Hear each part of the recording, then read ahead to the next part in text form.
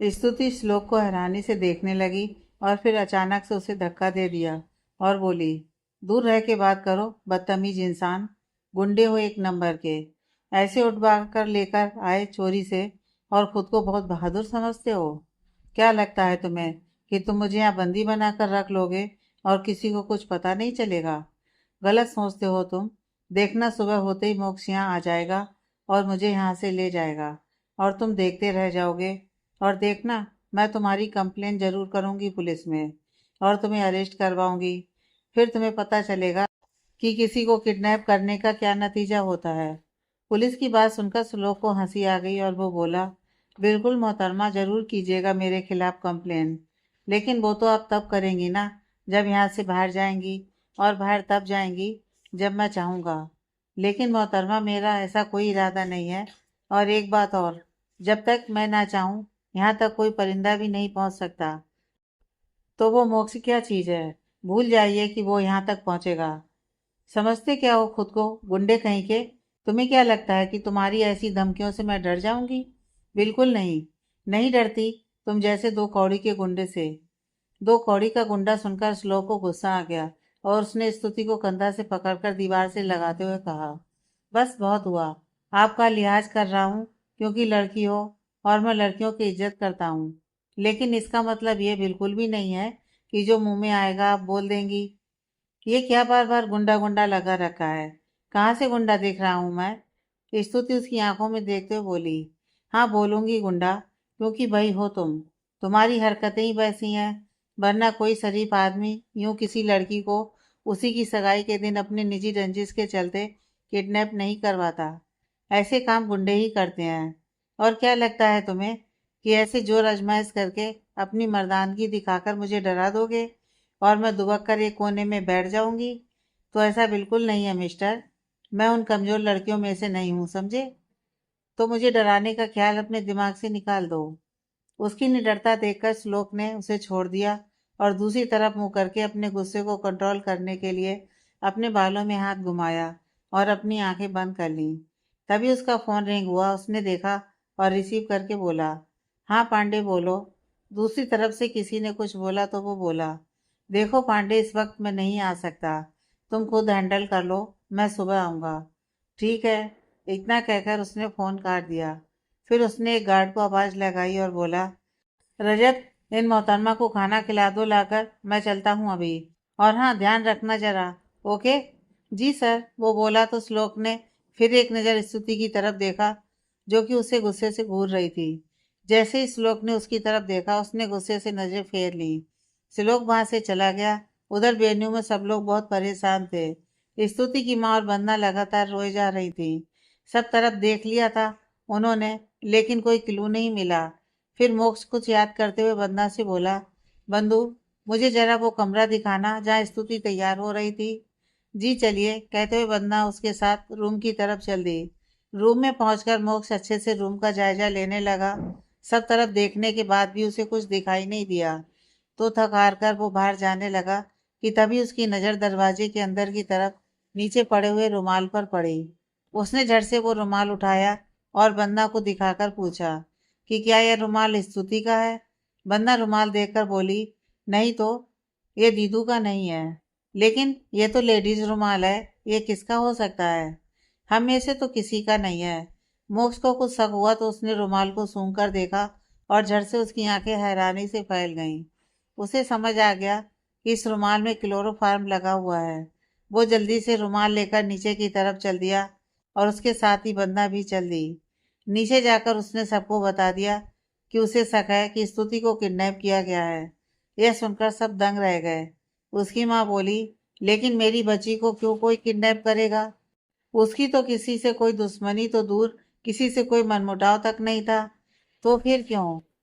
मोक्ष उनके कंधों को थामते हुए बोला, आप फिक्र मत करो माँ, मैं हूं ना। कुछ नहीं होगा हमारी स्तुति को।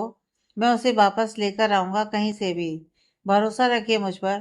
फिर वो अपने और स्तुति के पापा के पास गया और बोला, हमें सुबह तक का वेट करना होगा, क्योंकि अभी 24 घंटे नहीं हुए हैं तो पुलिस हमारी बात नहीं सुनेगी और कंप्लेन भी नहीं दर्ज होगी।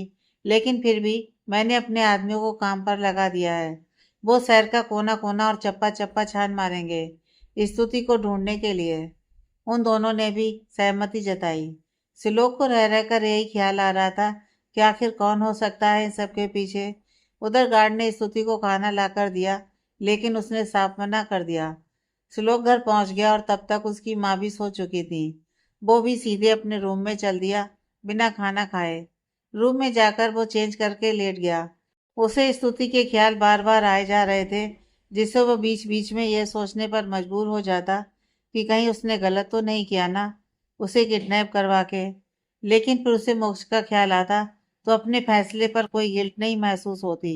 वो अपने इन ख्यालों को किनारे करके सो गया।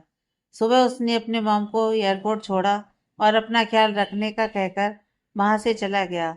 वो सीधा अपने फ्लैट की ओर चल दिया। वहां जाकर गार्ड ने उसे बताया कि स्तुति ने रात को खाना नहीं खाया, इसलिए श्लोक ने नाश्ते की प्लेट ली और सीधे रूम में चला गया। वहां स्तुति बेड पर बैठी थी। जैसे ही उसने श्लोक को देखा, वो गुस्से से उसे घूरने लगी और फिर नजरें फेर लीं।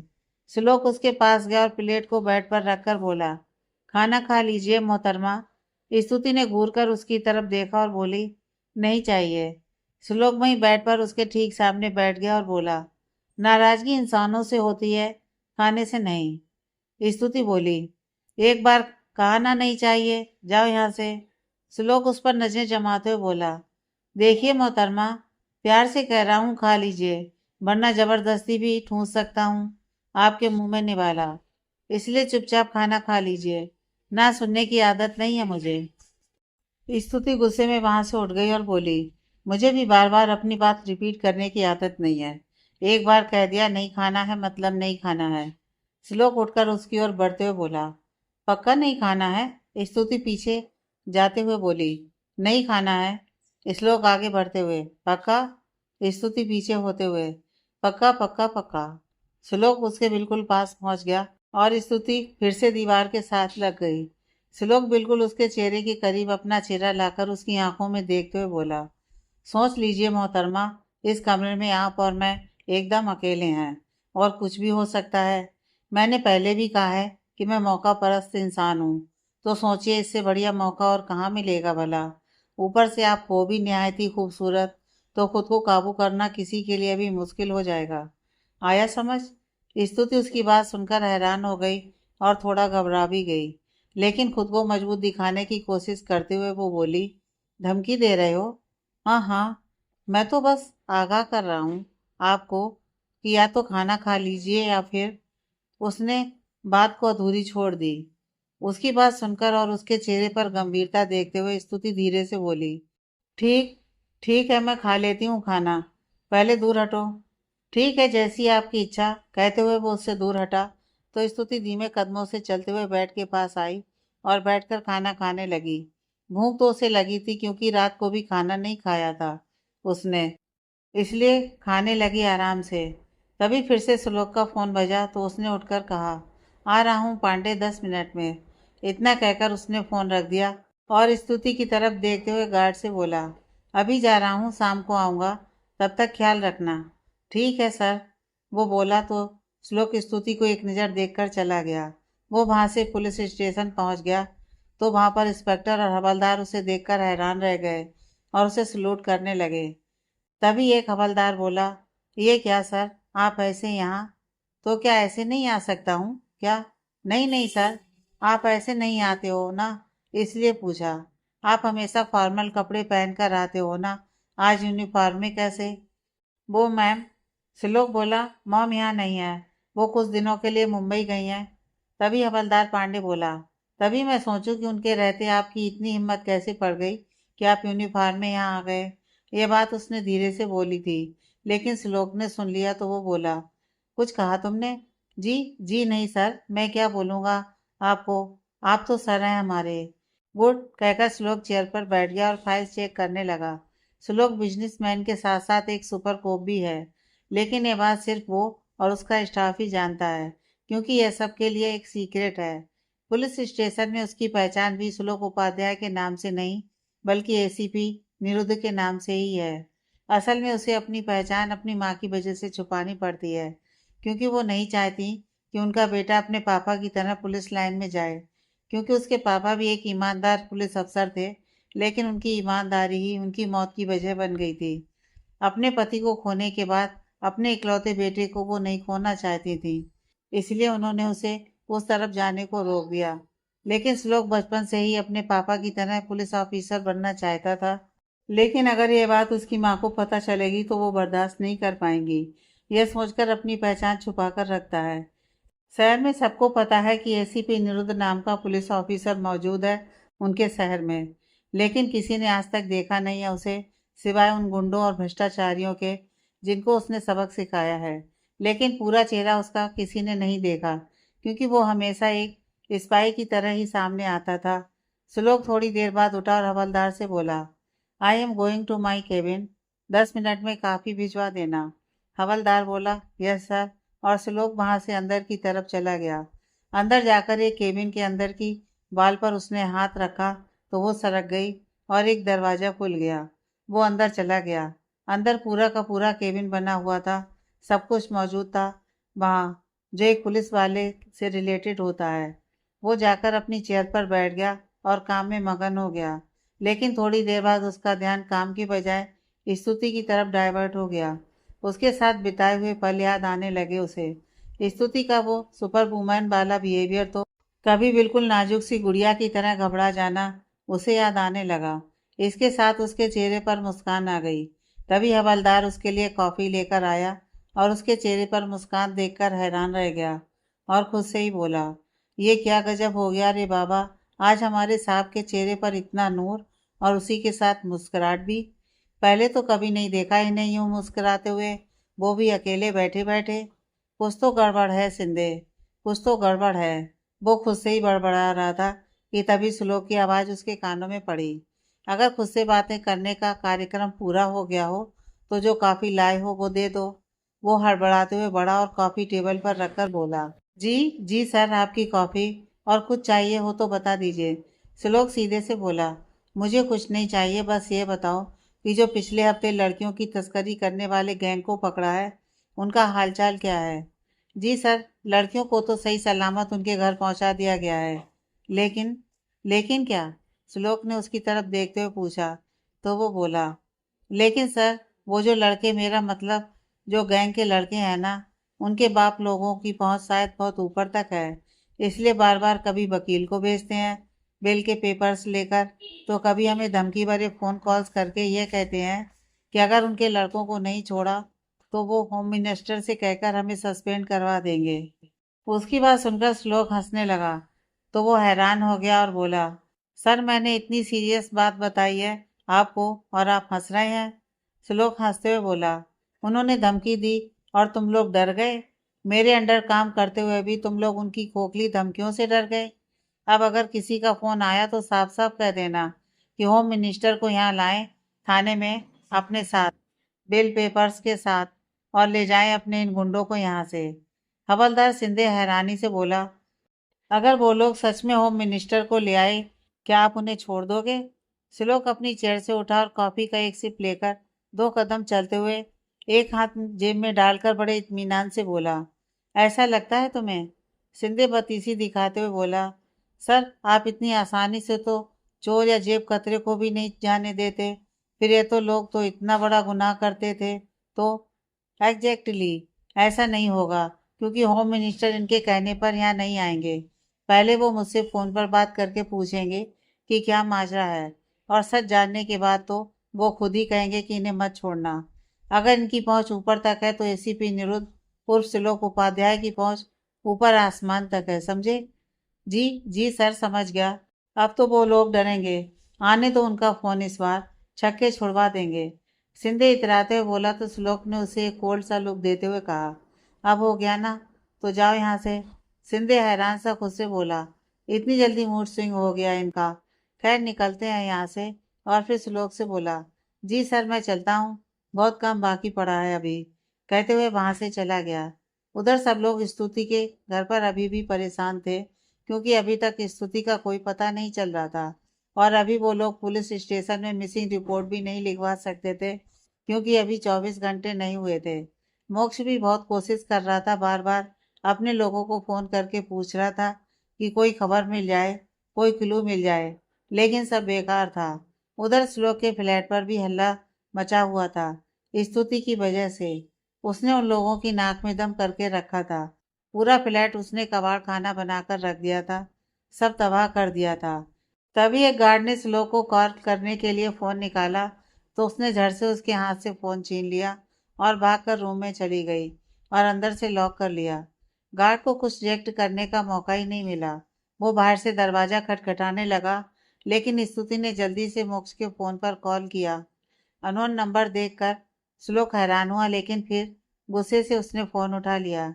उधर से स्तुति जल्दी से बोली, मोक्ष, मोक्ष मैं हूँ स्तुति। स्तुति की आवाज़ सुनकर मोक्ष खुश और हैरान दोनों हुआ और एकदम से बोला, स्तुति। उसके मुंह से स्तुति का नाम सुनकर सब लोग हैरान रह गए। मोक्ष ने सबको चुप रहने का इशारा किया और बोला, स्तुति तुम ठीक हो ना? कहाँ हो तुम आखिर? मुझे जल्दी से बताओ। किसी ने किडनैप किया है क्या तुम्हें? मुझे जल्दी से लोकेशन भेजो, मैं अभी निकलता हूँ। स्तुति बोली, एक मिनट, मुझे बोलने का मौका दोगे तो कुछ बोलूँगी ना।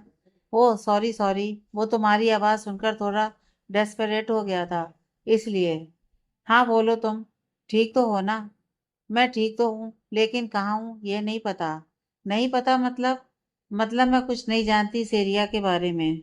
बस मुझे यहाँ से ले जाओ जल्दी से। मुझे पता है मम्मा बहुत रो रही होंगी ना, और बाकी सब भी मेरी वजह से परेशान हो रहे हैं खामखा, और तुम भी। तुम शांत हो जाओ स्तुति, यहाँ की चिंता मत करो। बस कुछ हिंट बता दो जिससे मुझे कुछ क्लू मिले कि किडनैपर्स ने तुम्हें कहाँ रखा है। और उसने कोई फ़ोन भी नहीं किया पैसों के लिए? वो सब मुझे नहीं पता, लेकिन मैं इस वक्त किसी फ्लैट में हूँ, और ये बहुत ही हाई फाई, और मतलब ये बिल्डिंग काफ़ी हाई लेवल के लोगों की और किसी अर्बन एरिया में होगी। अगर मैं होश में होती तो रास्ता देख लेती, लेकिन बेहोश थी, इसलिए कुछ नहीं पता है। तुम्हें खुद ही देखना पड़ेगा। I am sorry. मोक्ष बोला, you don't need to be sorry. तुम्हारी क्या गलती है? खैर कोई बात नहीं, तुम बस अपना ख्याल रखो। मैं जल्द से जल्द कोशिश करता हूँ तुम तक पहुँचने की। ठीक है ना? हाँ, स्तुति ने बोला। तभी गार्ड ने दरवाज़ा तोड़ दिया और अंदर आ गया और स्तुति के हाथ से फ़ोन छीन लिया और कट कर दिया। उधर मोक्ष हेलो हेलो करता रह गया, लेकिन फ़ोन कट चुका था। सब लोग उससे पूछने लगे कि क्या कहा स्तुति ने, वो ठीक है कि नहीं। तो मोक्ष ने सबको हौसला देते हुए कहा कि वो जल्द से जल्द उसे ढूंढ निकालेगा। तभी मोक्ष के डैड बोले, लेकिन बेटा अर्बन एरिया तो कितना बड़ा होगा, हम कैसे एक्सप्लोर करेंगे? मोक्ष ने उन्हें समझाते हुए कहा, डोंट यू वरी डैड, हम कर लेंगे। भरोसा है ना मुझ पर? और बात यहाँ स्तुति की है, तो आप समझ सकते हो ना कि मेरे लिए कुछ भी नामुमकिन नहीं है। जमीन हो या आसमान, सब एक कर दूंगा उसे ढूंढने के लिए। उसके डैड ने उसकी बात पर सहमति जताई, और बाकी सब ने भी। मोक्ष ने जल्दी से गाड़ियां मंगवाई, और एक गाड़ी में वो और उसके डैड और स्तुति के पापा, और दूसरी गाड़ी में उसके ऑफिस का मैनेजर और कुछ कलीग बैठकर रवाना हो गए, अलग अलग डायरेक्शन में स्तुति को ढूंढने के लिए। उधर श्लोक कुछ काम निपटाने के बाद और कुछ हिदायतें देने के बाद पुलिस स्टेशन से निकल गया और ऑफिस का पेंडिंग काम पूरा करने के लिए ऑफिस चला गया। थोड़ी देर बाद वहां से भी निकल गया। शाम हो चुकी थी। उधर स्तुति को अब थोड़ी हिम्मत मिल गई थी मोक्ष से बात करके। गार्ड फोन लेकर चला गया। वो स्तुति को कुछ कह नहीं सकता था, क्योंकि श्लोक की सख्त हिदायत थी ऐसा न करने के लिए। श्लोक फ्लैट में आया तो गार्ड ने उसे सब कुछ बता दिया। श्लोक सीधे रूम की तरफ चल दिया। अंदर स्तुति बेड पर ही बैठी हुई थी। उसे अब लहंगे में बहुत ही अनकंफर्टेबल फील हो रहा था। ज्वेलरी तो उसने उतार दी थी, लेकिन लहंगा पूरे दिन से पहना हुआ था। जब श्लोक अंदर गया तो उसने देखा कि वो लहंगे की वजह से परेशान सी लग रही है। तो वो उसके पास गया और बोला, क्या हुआ, कपड़ों की वजह से परेशान हो गया? स्तुति ने उसे घूरते हुए दो टूक जवाब दिया, तुम्हें उससे क्या मतलब? अपने काम से काम रखो। श्लोक बोला, हाँ तो अपने काम से ही काम रख रहा हूँ मोहतरमा, इसीलिए पूछ रहा हूँ। बताओ परेशानी है क्या? मैंने कहा ना मुंह बंद रखो अपना। और वैसे भी अब मैं बहुत जल्द यहाँ से चली जाऊंगी, और कपड़ों से ज्यादा दिक्कत मुझे तुमसे है, समझे? श्लोक ने उसकी बात को नजरअंदाज किया और कपबोर्ड की तरफ बढ़ गया। वहां से उसने एक टी शर्ट और एक लोअर निकाला और स्तुति की तरफ बढ़ाते हुए बोला, ये लो, चेंज कर लो। स्तुति नजरें फेरते हुए बोली, जरूरत नहीं है, अपने पास रखो। श्लोक फिर बोला, चेंज कर लो। स्तुति फिर बोली, नहीं चाहिए। श्लोक आगे बढ़ा और उसकी बाह पकड़कर उसे उठाया और अपने करीब कर लिया। जड़ से खींचने की वजह से स्तुति सीधे श्लोक के सीने से जा लगी। श्लोक फिर से उसके चेहरे में खो गया और उसकी हार्ट बीट भी तेज हो गई। स्तुति हैरानी से उसे देखने लगी।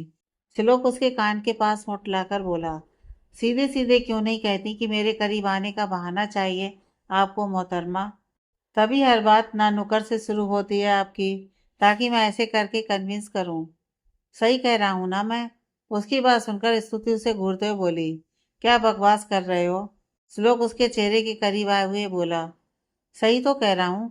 अगर ऐसा नहीं है तो मान लो मेरी बात और चेंज कर लो। तुम होते कौन हो मुझे ऑर्डर देने वाले? मैंने एक बार कह दिया ना कि नहीं करूँगी तो नहीं करूँगी बस। ठीक है, फिर मुझे मत कहिएगा कि मैंने आगाह नहीं किया था आपको। कहते हुए वो उसके चेहरे की तरफ झुकने लगा और हाथ उसकी कमर पर रख लिया, जिससे वो उसके सिर के करीब आ गई। श्लोक जैसे ही उसके करीब आया, फिर से एक अजीब से एहसास ने उसे घेर लिया। वो एकदम से उसके होठों के करीब आकर रुक गया। स्तुति की आंखें हैरानी से फटी की फटी रह गईं। उसने जल्दी से उसे धक्का देना चाहा, तो श्लोक ने उसका हाथ पकड़ लिया और मुस्कुराते हुए बोला, एक ही चाल को आप दोबारा नहीं आजमा सकती मुझ पर मोहतरमा। शट अप, बकवास बंद करो अपनी और हाथ छोड़ो मेरा।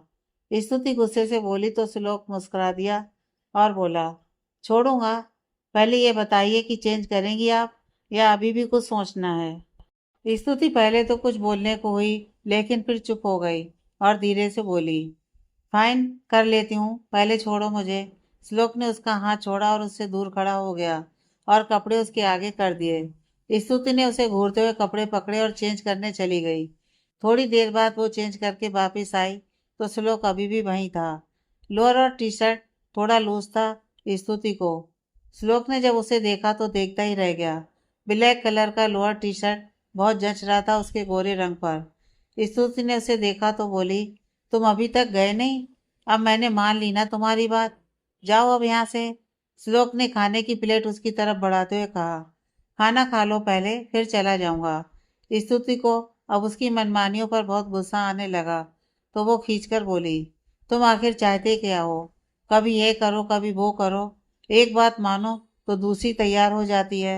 नहीं खाना मुझे कोई खाना वाना, तुम यहाँ से निकलो बस।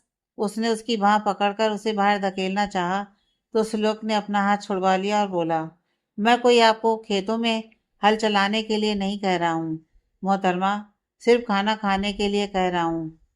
चुपचाप खा लीजिए, मैं चला जाऊंगा बस। और अगर मैं कहूँ कि नहीं खाना तो? स्तुति ने अपने हाथ फोल्ड करते हुए उसकी तरफ देखते हुए कहा, तो श्लोक उसकी तरफ झुकते हुए बोला, तो मैं फिर से? वो बस इतना ही बोल पाया था कि स्तुति ने उसका कॉलर पकड़कर उसे दीवार से लगा दिया और उसकी आंखों में देखते हुए बोली, तो क्या जबरदस्ती करोगे? फिर से अपनी मर्दानगी दिखाओगे? तो ठीक है, फिर दिखाओ, मैं नहीं डरती तुमसे। करो, क्या करोगे? उसकी हिम्मत देखकर श्लोक स्तब्ध रह गया और हैरानी से उसकी ओर देखने लगा, लेकिन साथ ही फिर से उसके इतने करीब आने से उसका दिल जोर से धड़कने लगा। स्तुति की बातें उसे बिल्कुल सुनाई नहीं दे रही थीं। वो तो बस उसके चेहरे में खोया हुआ था। थोड़ी देर बाद स्तुति बोलकर चुप हो गई और उससे दूर हट गई। तब जाकर श्लोक को होश आया, तो स्तुति फिर बोली, बोलो अब क्या करोगे? श्लोक ने अपना कॉलर ठीक किया और कुछ बोलने को हुआ। स्तुति के ध्यान उसकी बात सुनने पर था, तो श्लोक ने उसके दोनों कंधों से पकड़कर एकदम से दीवार से लगा दिया। स्तुति उसके लिए बिल्कुल तैयार नहीं थी। वो हैरान रह गई। श्लोक उसकी आंखों में देखते हुए बोला, यही तो प्रॉब्लम है ना, कि मैं चाह कर भी तुम्हारे साथ जबरदस्ती नहीं कर सकता। तुम्हारी जगह कोई और होता जिसने मुझे इतना प्रोवोक किया होता, तो अब तक पता नहीं क्या हो जाता उसके साथ। स्तुति उसकी बात हैरानी से सुन रही थी। वो फिर बोला, वजह मुझे भी नहीं पता, लेकिन मैं चाह कर भी तुम्हें दर्द नहीं दे सकता, इतना जानता हूँ। लेकिन इसका मतलब यह बिल्कुल भी नहीं है कि तुम जो चाहो वो करोगी और मैं चुप रहूंगा। श्लोक उपाध्याय नाम है मेरा, पत्थर हूँ मैं, पिघलना नहीं चाहता हूँ, इसलिए खुद से मेरे करीब आकर मुझे उलझाओ मत मोहतरमा। कहीं ऐसा ना हो कि यह पत्थर मोमबत्ती बनकर तुम्हारी जिंदगी में अपने नाम की मोहब्बत की रोशनी कर दे। अगर ऐसा हुआ ना, तो कसम से कह रहा हूँ, हमेशा के लिए यहीं रह जाओगी और फिर दुनिया की कोई ताकत तुम्हें मुझसे छीनने की गुस्ताखी नहीं कर पाएगी। श्लोक की बातों की इंटेंसिटी से एक पल को स्तुति का भी दिल धड़क उठा, लेकिन उसने खुद को शांत किया और उसकी आंखों में देखते हुए बोली, मुझे भी कोई शौक नहीं है तुम्हारे करीब आने का, समझे। मैं तो सिर्फ तुम्हारी अधूरी बात को पूरा कर रही थी, क्योंकि मुझे पता था कि तुम यही कहने वाले हो। और भूलो मत कि तुम मुझे यहाँ किडनैप करके लाए हो, तो तुमसे मैं सिर्फ नफरत कर सकती हूँ, यह बात याद रखना। श्लोक टेढ़ा मुस्कुरा दिया और बोला, अच्छी बात है, क्योंकि अगर मैं पिघल गया ना, तो साग से अछूती तो तुम्हें भी नहीं रहने दूंगा मोहतरमा।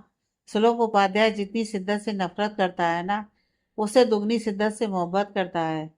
तो सही तो यही रहेगा, दूर ही रहो मुझसे, हो सके तो। फिर मत कहना कि आगाह नहीं किया था मैंने। फिलहाल मेरा मोहब्बत करने का कोई इरादा नहीं है, लेकिन अगर ऐसा कुछ हो गया मेरे साथ ना चाहते हुए भी, तो उसने अपनी बात अधूरी छोड़ दी। स्तुति जल्दी से बोली, तो क्या? हाँ, क्या करोगे? श्लोक उससे दूर हो गया और उसकी तरफ पीठ करके जेब में हाथ डालकर बोला, फिलहाल तो यही दुआ करो कि वो मंजर कभी ना आए, क्योंकि इसका तो जवाब बोलकर नहीं दिया जा सकता। तो तभी पता चलेगा जब ऐसा कुछ होगा। फिलहाल खाना खा लो, नहीं तो फिर से सब वही होगा जो मैं नहीं चाहता हूँ, और शायद ना तुम। इतना कहकर वो वहां से चला गया और गार्ड्स को इंस्ट्रक्शन देकर घर के लिए निकल गया। गाड़ी चलाते समय भी उसके दिमाग में सिर्फ स्तुति का ख्याल ही आए जा रहा था। वो खुद से ही बोला, ये क्या हो रहा है मुझे आखिर? सुबह से इसी का ख्याल क्यों बार बार मुझे तंग किए जा रहा है? आज से पहले तो ऐसा कभी नहीं हुआ था, फिर अब क्यों? और उसके करीब जाते ही दिल इतना जोर से क्यों धड़कने लगता है? कहीं मुझे सच में उससे प्यार? नहीं नहीं, ऐसा सोचना भी नहीं है मुझे। और मैं उसे सिर्फ पिछले 3 दिन से जानता हूँ, ऐसा मुमकिन ही नहीं है। पर फिर मुझे क्यों बार बार उसी के ख्याल आए जा रहे हैं? चाह कर भी और कुछ सोच ही नहीं पा रहा हूँ। मैंने इसे सिर्फ इसलिए किडनैप किया है ताकि मैं मोक्ष को सबक सिखा सकूं। और वैसे भी यह तो मोक्ष से जुड़ी हुई है ना, तो मुझे उससे भी नफरत करनी चाहिए। फिर क्यों नहीं कर पा रहा हूँ?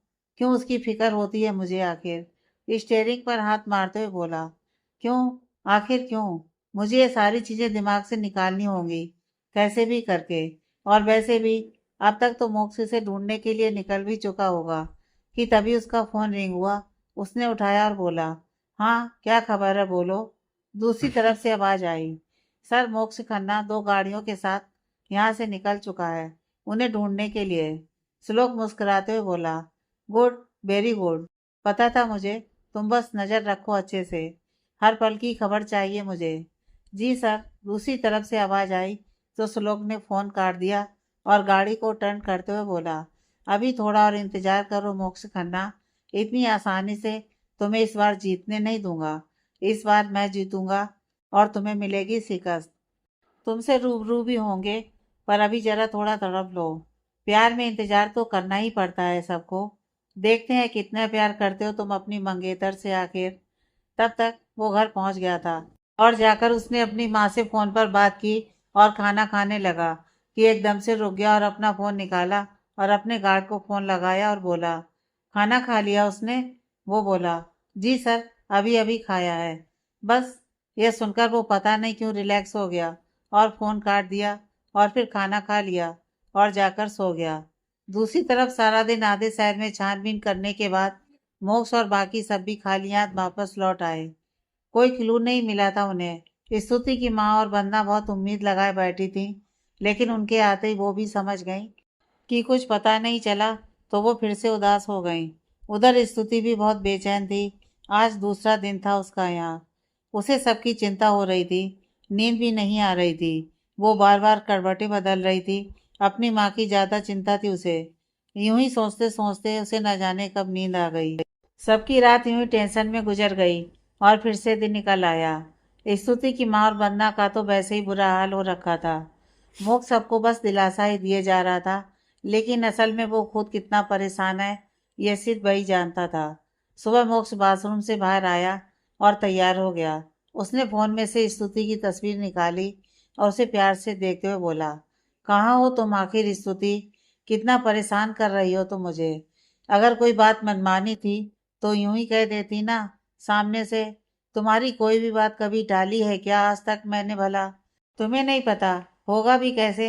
आज तक कभी खुलकर बताया ही नहीं मैंने, लेकिन बहुत प्यार करता हूँ मैं तुमसे। जब से पहली बार तुम्हें कॉलेज में देखा था ना, बस तब से ही दिल में एक ही इंसान बसा है, और वो तुम हो स्तुति, सिर्फ तुम। कितना खुश था मैं कि फाइनली तुम मेरी होने जा रही हो, हमेशा के लिए। लेकिन एक ही पल में सब कुछ बिखर गया। क्यों हुआ ऐसा स्तुति मेरे साथ? कोई तो क्लू मिले आखिर, जिससे मैं तुम तक पहुंच सकूं।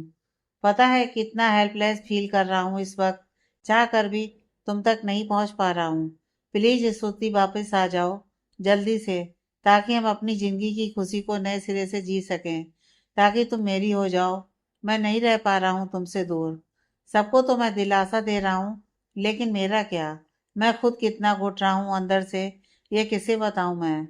वो खुद से बातें कर रहा था कि तभी उसके पापा अंदर आ गए और उन्होंने मोक्ष के कंधे पर हाथ रखा। मोक्ष ने पलट कर देखा और फीका सा मुस्कुरा दिया।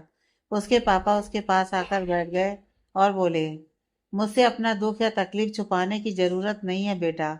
मैं जानता हूँ कि तुम भले ही सबको हिम्मत देते रहते हो, लेकिन खुद भी कम परेशान नहीं हो। मोक्ष उनकी बातें ध्यान से सुन रहा था। उसके पापा बोले, फिक्र मत करो बेटा, हमारी स्तुति जहाँ कहीं भी होगी ठीक ही होगी, और बहुत जल्द मिल भी जाएगी। मुझे पता है, कहते नहीं हो भले ही, लेकिन प्यार बहुत करते हो ना उससे। उनकी बातें सुनकर मोक्ष की आंखें नम हो गईं और वो झट से अपने पापा के गले से लग गया और बोला, क्या करूं मैं आखिर डैड? आप ही बताइए। मुझे कुछ समझ में नहीं आ रहा है। कितनी कोशिश की मैंने उसे ढूंढने की, लेकिन नहीं ढूंढ पाया। मैं फेल हो गया मैं डैड। कितने यकीन से कहा था उसने कि उसे पूरा भरोसा है मुझ पर, लेकिन मैं उसके भरोसे पर खरा नहीं उतर पाया। पता नहीं कैसी होगी वो। मुझे उसकी बहुत फिक्र हो रही है, लेकिन कुछ कर नहीं पा रहा हूँ मैं। कुछ नहीं कर पा रहा हूँ। उसके डैड ने उसकी पीठ थपथपाते हुए कहा, चिंता मत करो मोक्ष बेटा, सब ठीक हो जाएगा जल्दी ही। देखना स्तुति बहुत जल्दी वापस आ जाएगी, और फिर से हम तुम दोनों की सगाई इससे भी ज्यादा धूमधाम से करेंगे। खुद पर भरोसा रखो बस, क्योंकि सबकी उम्मीदें तुमसे जुड़ी हुई हैं, खास करके स्तुति के माँ पापा और बंदा की। मोक्ष उनसे अलग हुआ और अपनी आंखों को साफ करते हुए बोला, ठीक कह रहे हैं आप डैड, मुझे उसे ढूंढना ही होगा।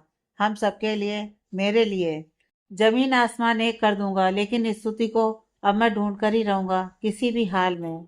उसके डैड ने उसके हौसले को देखते हुए मुस्कुराकर कहा, यह हुई ना बात। चलो अब जल्दी से नाश्ता कर लो, फिर देखते हैं आगे क्या करना है। जी, कहते हुए वो उनके साथ चला गया। उधर स्तुति सुबह उठी और फ्रेश होकर बाहर आई तो देखा कि टेबल पर कॉफी रखी हुई है। वो हैरान सी टेबल के पास गई और कप उठाकर देखा तो नीचे एक चिट पड़ी हुई थी, जिस पर लिखा था, गुड मॉर्निंग मोहतरमा, काफ़ी पी लीजिए। रात को काफ़ी एनर्जी वेस्ट हो गई होगी आपकी। और हाँ, अब ये कहकर कॉफ़ी मत छोड़ देना कि मुझे नहीं पीनी। उसके बाद आपको पता ही है कि क्या होगा और कैसे होगा। तो ठंडी हो जाए उससे पहले इसे पी लीजिए। स्तुति उस चिट को पढ़कर गुस्से से बोली, ये स्टूपिड सुबह सुबह आ गया मुझे परेशान करने के लिए। क्या समझता है खुद को? एक तो पहले से ही मूड खराब है, और ऊपर से ही है। फिर कॉफी लेकर बैठ गई और पीने लगी। थोड़ी देर बाद श्लोक रूम में आया और बोला, गुड मॉर्निंग मोहतरमा। स्तुति ने पलट कर देखा और फिर मुंह फेर लिया। श्लोक बोला, वैसे आपने तो कहा था कि आप बहुत जल्द यहाँ से चली जाएंगी, आपका मोक्ष लेने आएगा आपको। लेकिन बड़े अफसोस के साथ कहना पड़ रहा है मुझे कि अब तक तो वो पहुंचा ही नहीं यहाँ। बहुत तरस आ रहा है मुझे आप पर। कितनी उम्मीदें लगाए बैठी थी आप, लेकिन अब तो मुझे लगता है कि वो आपको ढूंढना ही नहीं चाहता है। अगर चाहता तो अब तक पहुंच ही जाता। उसकी जगह अगर मैं होता ना, तो अब तक पाताल से भी ढूंढ निकालता। लेकिन वो, अभी वो इससे आगे कुछ बोलता कि उससे पहले ही स्तुति गुस्से से उठी और उसके पास चली गई, और हाथ में जो कॉफी का मग पड़ा हुआ था उसे उसकी तरफ करते हुए बोली, अगर एक शब्द और बोले ना, तो कसम से कह रही हूँ कि सर फोड़ दूंगी इस बार पक्का। श्लोक मुस्कुराते हुए बोला, क्या सच में पिछली बार की तरह? मजाक नहीं कर रही हूँ समझे। बिल्कुल, बिल्कुल, मैंने कब कहा कि आप मजाक कर रही हैं? ठीक है, फोड़ दीजिए मेरा सर, लेकिन उसके बाद क्या? वापिस चली जाएंगी क्या आप? बिल्कुल नहीं। फिर तो मेरे अगार्स हमेशा के लिए यहाँ बंदी बना लेंगे आपको। फिर मत कहिएगा कि बताया नहीं मैंने। श्लोक अपने कंधे उचकाते हुए बोला तो स्तुति ने मग को साइड टेबल पर रख दिया और बोली, ठीक है, नहीं करूँगी कुछ भी, लेकिन प्लीज़ मुझे यहाँ से जाने दो। मैं किसी को कुछ नहीं बताऊँगी। बस मुझे जाने दो। अब तो तुम्हारा बदला भी पूरा हो गया है ना, जो भी था। मेरी सगाई तो वैसे भी टल गई है, तो अब मुझे यहाँ रखने का क्या मतलब? श्लोक टेढ़ा मुस्कुराया और बोला, अरे अरे, अभी कहाँ मोहतरमा, अभी तो सिर्फ खेल शुरू हुए हैं। इसके अगले पड़ाव भी तो देखने हैं ना। सिर्फ एक ही लेवल के बाद मैं गेम क्विट कर दूं? ना ना, यह श्लोक का स्टाइल बिल्कुल भी नहीं है। स्तुति हैरानी से, कहना क्या चाहते हो तुम आखिर? श्लोक उसके चेहरे के करीब आकर उसकी आंखों में देखते हुए बोला, मैं ये कहना चाहता हूँ कि अभी जरा अपने मोक्ष का प्यार तो देखिए, अपने लिए। देखिए कि आखिर वो आपके लिए क्या कर सकता है। और हाँ, आप बस थोड़ा इंतजार कीजिए। मैं खुद उसे इन्फॉर्म कर दूंगा कि आप यहाँ हैं, बिल्कुल सुरक्षित। फिर आपकी भी टेंशन कम हो जाएगी, ठीक है ना? स्तुति परेशान होते हुए बोली, तुम आखिर ऐसा क्यों कर रहे हो मेरे साथ? मैंने क्या बिगाड़ा है तुम्हारा? अगर तुम्हें मोक्ष से कोई प्रॉब्लम भी है तो सीधे उससे डील करते ना, जाकर। मुझे क्यों खामखा बीच में घसीटा? धोखे से मुझे किडनैप करवा दिया और अपनी इस हरकत को इतने अच्छे से जस्टिफाई कर रहे हो, जैसे कुछ गलत नहीं किया है तुमने। ऐसा करते हुए उसकी आवाज़ थोड़ी ऊंची हो गई थी, लेकिन उसकी कड़वी बातें सुनकर श्लोक के एक्सप्रेशन चेंज हो गए थे और आंखों में एक अजीब सा गुस्सा और दर्द उतर आया था। एक आग झलकने लगी थी उसकी आंखों में, जिसमें वो खुद ही जल रहा था जैसे। उसके हाथ की मुट्ठियां कस गई थीं। वो फिर बोली, लेकिन सच तो यह है कि तुम एक धोखेबाज हो, जो अपने फायदे के लिए किसी का भी नुकसान कर सकते हो, किसी को भी तकलीफ दे सकते हो। किसी बेगुनाह को सजा देना, और वो भी उस गलती की जो उसने की ही नहीं, और फिर अपनी गलती को सही साबित करने के लिए झूठी दलीलें देना, बहुत आसान होता है मिस्टर। लेकिन खुद को उसकी जगह रख कर देखो, कभी तो पता चलेगा कि बिना गलती के सजा भुगतना कैसा लगता है, कितना दम घुटता है। स्तुति उससे आगे कुछ बोलती कि श्लोक ने उसे कंधे से पकड़कर गुस्से से दीवार से लगा दिया। उसके इस रिएक्शन से स्तुति हैरान रह गई, क्योंकि उसने ध्यान दिया कि श्लोक का चेहरा एकदम गुस्से के मारे लाल पड़ गया है। श्लोक दांत भींचते हुए उसकी आंखों में देखते हुए बोला, बस बहुत हुआ। कब से बोले जा रही हो जो मुंह में आ रहा है? हाँ, हूँ मैं धोखेबाज। किया है मैंने अन्याय, अपराधी हूँ मैं। लेकिन आज मैंने किया तो सबको दिखाई दे रहा है। तब किसी को दिखाई नहीं दिया जब मेरे साथ अत्याचार हो रहा था, मेरे साथ अन्याय हो रहा था, मेरी माँ के साथ अन्याय हो रहा था। स्तुति उसकी बातों का मतलब समझने की कोशिश कर रही थी। वो फिर बोला, आजकल अगर कुछ हासिल करना है तो धोखा देना, बेईमानी करना आना ही चाहिए, क्योंकि ईमानदारी की चादर ओढ़कर निकलोगे तो वो चादर कब तुम्हारा कफन बन जाएगा पता ही नहीं चलेगा। ईमानदारी से कुछ हासिल नहीं होता। अगर कुछ मिलता है तो सिर्फ और सिर्फ मौत। और पीछे छूट जाते हैं रोते बिलखते वो लोग जो राह देखते हैं उस शख्स के आने की, लेकिन घर पहुंचती ही उसकी लाश। और इतना ही नहीं, उसकी मौत को एक एक्सीडेंट कहकर वो लोग भी पल्ला झाड़ देते हैं जिनसे उम्मीदें रखी हों। कोई साथ नहीं देता, और जो कुछ उसने अपने बलबूते पर कमाया हो वो सब भी वो लोग खा जाते हैं जिनसे मदद की उम्मीद हो। तो क्या बचा पीछे? श्लोक बोले जा रहा था, लेकिन जाने अनजाने गुस्से के मारे स्तुति के कंधे पर उसकी पकड़ मजबूत हो रही थी, जिसका उसे बिल्कुल एहसास नहीं था। लेकिन दर्द के मारे स्तुति की आंखों में वो दर्द छलकने लगा था, लेकिन श्लोक का ध्यान तो था ही नहीं। वो अपने गुस्से की आग में तपते हुए बोले जा रहा था, शायद अपने दर्द भरे अतीत का वो पन्ना आज पहली बार जाने अनजाने किसी के सामने पड़ रहा था। वो आगे बोला, पीछे बसते हैं सिर्फ वो दो रोने वाले लोग जिनकी पूरी दुनिया उजड़ जाती है, लेकिन फिर भी कोई पूछने नहीं आता है। आते हैं तो सिर्फ तमाशा देखने वाले और उनके हालातों पर हंसने वाले। ये सब मिलता है ईमानदार से, और बेईमानी और धोखाधड़ी करने से वो सब लोग तुम्हारे आगे पीछे घूमेंगे, तुम्हें सैल्यूट करेंगे, तुम्हारा साथ भी देंगे। तो बताओ किसमें फायदा है? स्तुति की आंखों से आंसू बहने लगे थे, कुछ अपने दर्द के मारे और कुछ शायद श्लोक की दिल की बात सुनकर। श्लोक की आंखें लाल हो गई थीं और उन आंखों में पानी के रूप में उसका दर्द भी छलकने लगा था। उसे शांत करने के लिए और उसका ध्यान भटकाने के लिए स्तुति बोली, मुझे दर्द हो रहा है। उसकी बात सुनकर श्लोक का ध्यान उसके हाथों पर गया जो अभी भी स्तुति के कंधे को मजबूती से पकड़े हुए थे। अपनी गलती का एहसास होते ही श्लोक ने उसे छोड़ दिया। श्लोक को एहसास हुआ कि उसने स्तुति को बहुत जोर से पकड़ रखा था, जिससे उसे काफ़ी तकलीफ हुई है। तो उसने खुद को शांत करने के लिए उसकी तरफ पीठ कर ली और आंखें बंद करके एक हाथ कमर पर रख दूसरे हाथ की दो उंगलियों को माथे पर फेरा।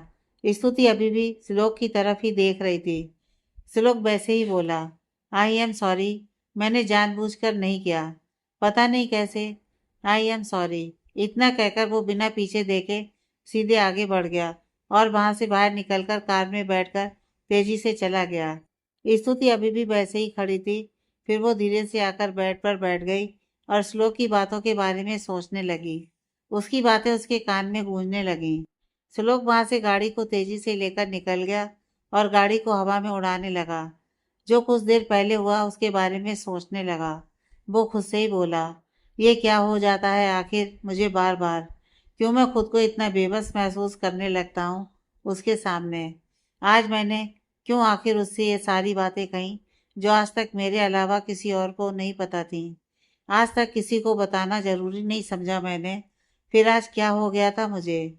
क्यों मैंने अपने दिल की छुपी हुई सारी बातें जाहिर कर दी उसके सामने, जिससे मेरा कोई नाता भी नहीं है? मुझे कुछ समझ में नहीं आ रहा है। सोचते सोचते कुछ देर बाद उसने गाड़ी को एकदम से एक जगह ब्रेक लगाया जहाँ पहाड़ी का किनारा था।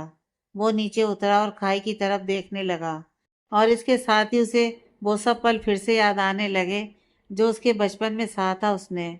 अपनी माँ का रोता हुआ चेहरा और पिता की लाश, अपनों द्वारा ठुकराए और ठगे जाना, सब एक एक करके उसे याद आने लगा और इसी के साथ उसके अंदर गुस्से और नफरत की आग फिर से जलने लगी। आंखों से ना चाहते हुए भी आंसू निकलने लगे और वो वहीं घुटनों के बल बैठ गया और जोर जोर से लगभग रोते हुए चिल्लाया, क्यों? आखिर क्यों? क्यों छोड़कर चले गए आप हमें यूं? एक बार भी नहीं सोचा कि क्या करेंगे हम आपके बिना? आपको नहीं पता कैसे संभाला है मैंने खुद को और अपनी माँ को, कैसे हमने सरवाइव किया है इस मतलब से भरी दुनिया में, कैसे मैंने खुद को इस काबिल बनाया कि आज हम दोनों सर उठाकर जी रहे हैं इस दुनिया में। आज सब मेरे आगे पीछे घूमते हैं। इतना नाम और दौलत कमाया है आपके बेटे ने, लेकिन फिर भी खुद को कितना अकेला पाता हूँ कभी कभी। एक बेटे को एक पिता के रूप में जो दोस्त चाहिए होता है वो नहीं है मेरे पास। माँ के सामने मैं कभी खुद की ये साइड नहीं दिखाता हूँ, क्योंकि मैंने खुद को उनके और पूरी दुनिया के सामने मजबूत और एक पत्थर दिल इंसान बनाया हुआ है। लेकिन हूं तो एक इंसान ही ना। एक दिल है मेरे पास जिसमें आपको खोने का गम आज भी जिंदा है।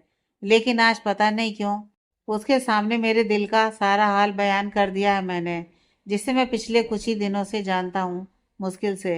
लेकिन ऐसा क्यों लग रहा था मुझे कि यही है जिसके सामने बिना किसी हिचक के मैं खुद को खोल सकता हूँ। उसके सामने दिखावा करने की ज़रूरत नहीं है मुझे, ऐसा लग रहा था। लेकिन मैं ऐसा नहीं चाहता हूँ। मैं खुद का यह रूप किसी को नहीं दिखाना चाहता। और वैसे भी वो अगले कुछ दिनों में यहाँ से चली ही जाएगी। तो फिर नहीं, बिल्कुल भी नहीं होने दूंगा मैं ऐसा, बिल्कुल भी नहीं। कहकर वो उठा और लेकिन उठते समय उसका हाथ जमीन पर लगा, जिससे उसके ठीक सामने पड़ा कांच का बड़ा सा टुकड़ा उसके हाथ में चुभ गया। लेकिन उसे इस दर्द का एहसास कहाँ होता भला उस वक्त। हाथ से खून भी बहने लग गया था, लेकिन फिर भी वो बेफिक्र होकर वहां से चल दिया। उधर मोक्ष अपने मिशन पर लगा पड़ा था। उन्होंने आज का दिन खुद से कोशिश करने का फैसला किया और सोचा कि अगर आज भी कुछ हाथ नहीं लगा तो वो लोग पुलिस में रिपोर्ट करवा देंगे। मोक्ष कार चला रहा था, तभी उसका फोन रिंग हुआ। उसने देखा कि उसके खबरी का फोन है तो झट से उठा लिया और बोला, हाँ बोलो, कोई काम की खबर है क्या? उधर से आवाज आई, जी साहब, इधर एक बिल्डिंग के बाहर मुझे एक झुमका मिला है जो बिल्कुल वैसा ही दिखता है जैसा कि उस फोटो में मैडम ने पहना है। ये फोटो एक्चुअली सगाई वाले दिन मोक्ष ने बंदना से कहकर क्लिक करवाई थी, ठीक स्तुति की तैयार होने के बाद। यह बात सुनकर झट से मोक्ष ने गाड़ी को ब्रेक लगाया और बोला, क्या सच में? कौन सी बिल्डिंग है? जल्दी से बताओ मुझे, मैं अभी के अभी पहुंचता हूँ वहाँ। जी साहब, मैं आपको लोकेशन सेंड करता हूँ, जल्दी से जल्दी करो। ये कहकर उसने फ़ोन काट दिया और थोड़ी एक्साइटमेंट और थोड़ी सी टेंशन में बोला, पता नहीं मुझे ऐसा क्यों लग रहा है कि बहुत जल्द ढूंढ लूंगा मैं तुम्हें इस एक किलू से मुझे बहुत बड़ी उम्मीद मिली है। मुझे बस अब जल्दी से तुम्हें ढूंढ लूं तो दिल को सुकून मिल जाए मेरे।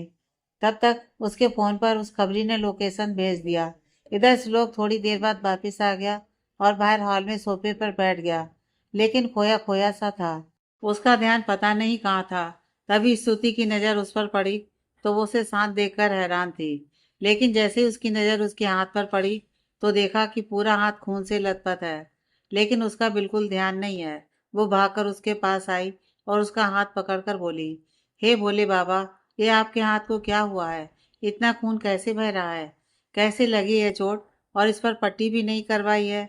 वो बोल रही थी लेकिन श्लोक अपने में ही गुम था। स्तुति ने उसे हिलाया और बोली, अरे कहाँ खोए हैं आप आखिर?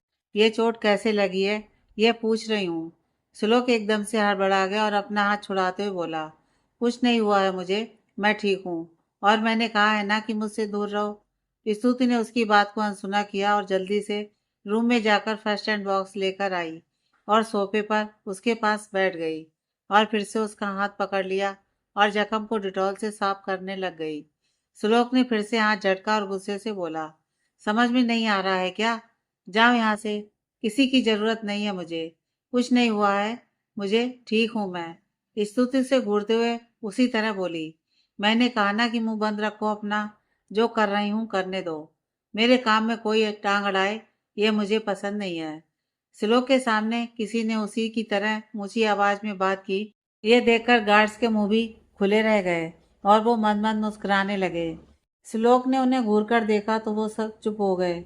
श्लोक ने उन्हें बाहर जाने का इशारा किया तो सब बाहर चले गए। स्तुति ने फिर से उसका हाथ पकड़ा और बोली, अब अगर मुंह खोला ना तो कसम से कह रही हूँ कि ये डिटॉल तुम्हारे मुंह में डाल दूंगी। श्लोक कुछ नहीं बोला तो स्तुति फिर से उसके हाथ पर जख्म को साफ करने लग गई। अब श्लोक को थोड़ा चुभन का एहसास हुआ तो उसकी सिसकारी निकल गई। स्तुति ने देखा तो वो फूंक मारने लगी। साथ साथ श्लोक का ध्यान उस पर गया तो उसी पर ठहर गया। वो अपने ही ध्यान में लगी हुई थी, लेकिन श्लोक फिर से उसी में खोने लग गया और अपना सारा गुस्सा भी भूल गया। उसका दिल फिर से तेजी से धड़कने लगा और उसकी करीबी से उसके पत्थर हुए दिल में कुछ एहसास जागने लगे। उसकी छुअन से उसके दिल में हजारों तरह के ख्वाब सजने लगे। स्तुति के बाल उसके चेहरे पर आ रहे थे और वो एक हाथ से बार बार उन्हें साइड करती, लेकिन वो फिर आ जाते। श्लोक ने देखा तो उसका हाथ खुद ब खुद ही उठ गया और उसने उसके इन बालों को प्यार से उसके कान के पीछे कर दिया। स्तुति ने नजर उठाकर उसकी तरफ देखा तो श्लोक ने उसे एकदम से कमर से पकड़कर अपने करीब कर लिया। एकदम खींचने से स्तुति बिल्कुल उसके करीब आ गई और उसके हाथ श्लोक के सीने पर। श्लोक उसकी आंखों में इंटेंसली देखते हुए बोला, बहुत जिद्दी हो मोहतरमा, मेरी बात ना मानने की कसम खा रखी है। स्तुति हैरानी से उसे देखने लगी।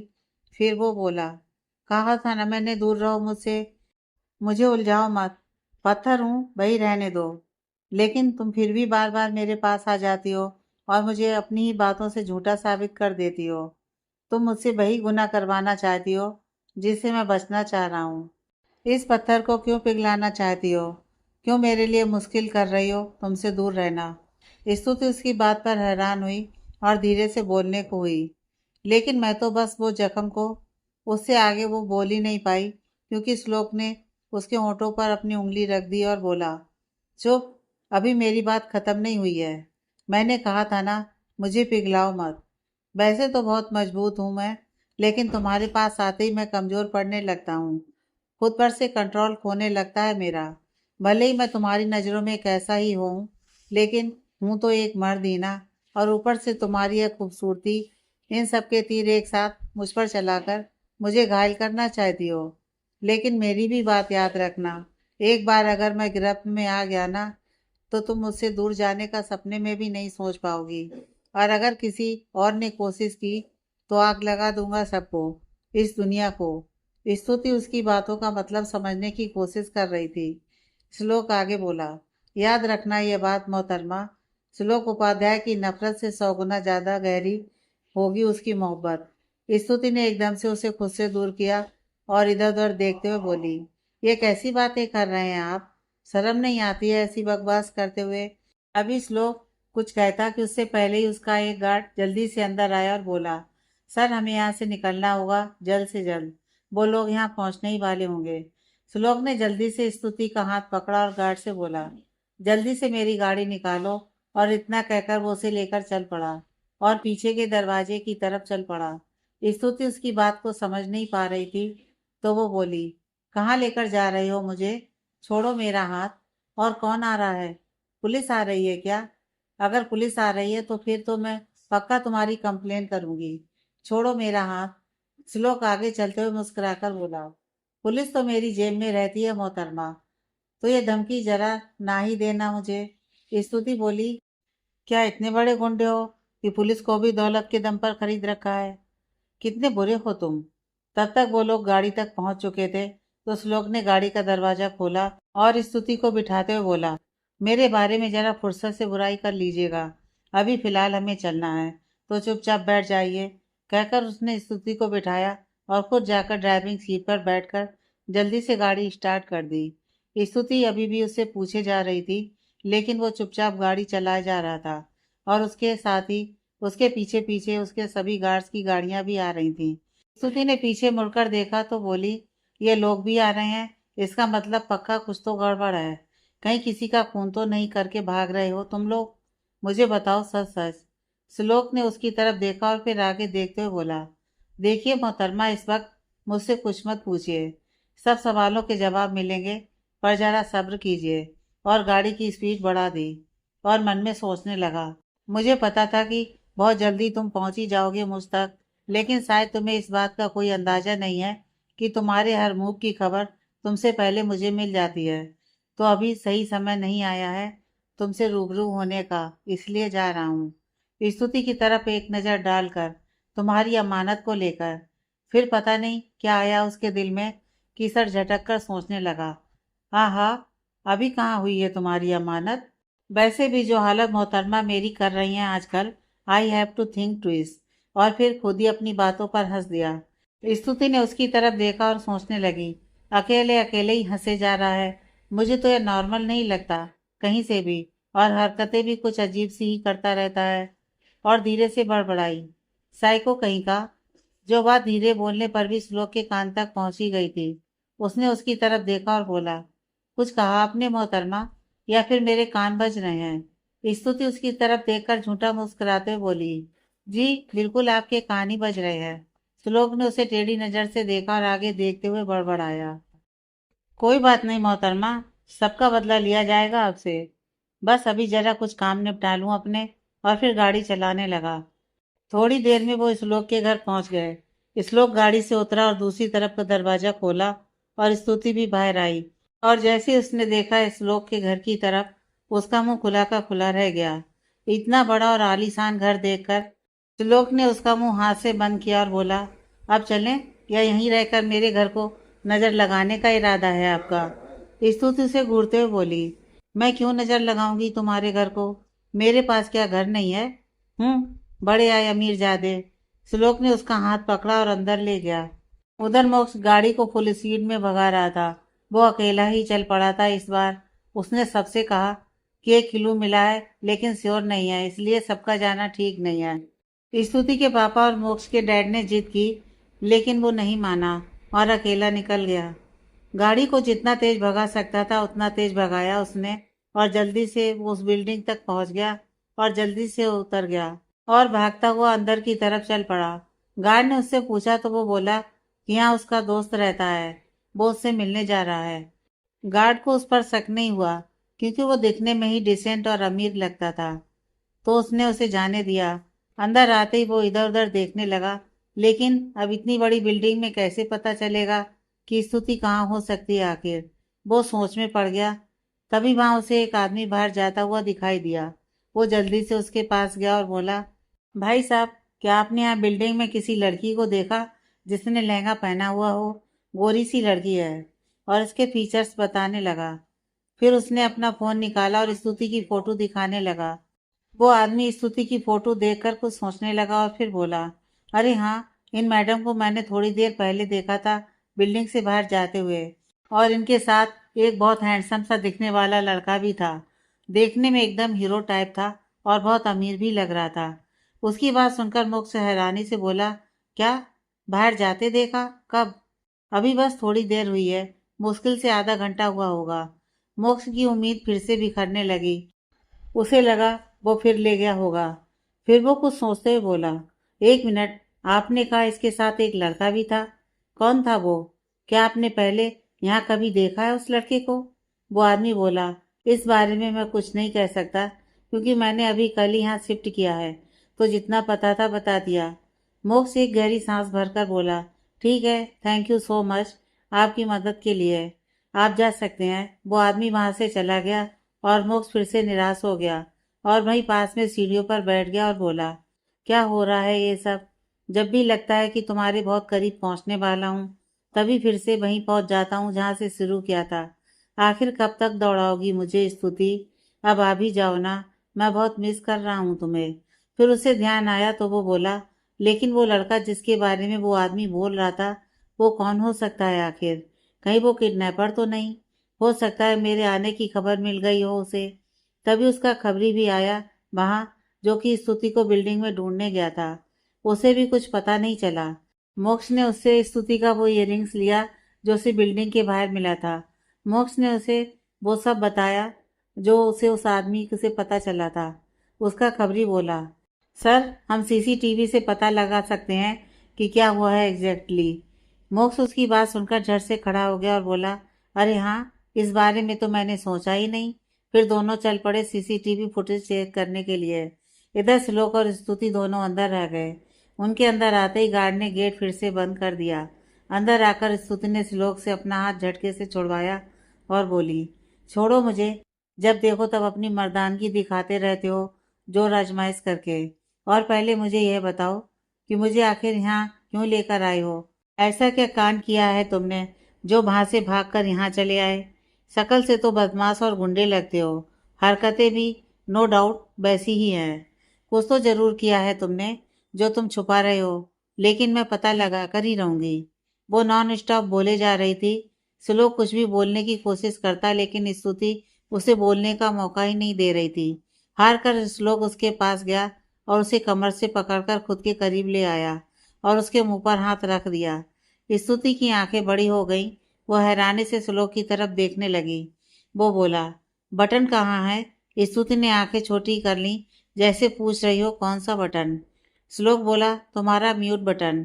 कब से देख रहा हूँ बक बक बक बक करे ही जा रही हो। कुछ बोलने की कोशिश कर रहा हूँ, लेकिन तुम चुप करो तब तो बोलूं। स्तुति उसे ही देख रही थी। वो फिर से बोला, क्या कह रही थी? कांड किया है मैंने इसलिए भागा हूँ वहां से, है ना? श्लोक के एक्सप्रेशन पहले से थोड़े सीरियस हो गए थे, जिससे स्तुति घबरा गई और नामे सिर हिलाने लगी। और क्या मैं गुंडे जैसा दिखता हूँ? और हरकतें भी वैसे ही हैं, है ना? स्तुति ने फिर से नामे गर्दन हिला दी। श्लोक बोला, नहीं नहीं, मैं तो हूं ही गुंडा, दिखने में भी और हरकतों से भी। लेकिन एक मिनट, गुंडे वाली हरकत तो अभी तुमने देखी ही नहीं है मेरी। कोई बात नहीं, अब दिखा देता हूँ, कहकर वो उसके चेहरे पर झुकने लगा, जिसे देखकर स्तुति की सांसें अटक गई घबराहट के मारे। आगे की कहानी नेक्स्ट पार्ट में है।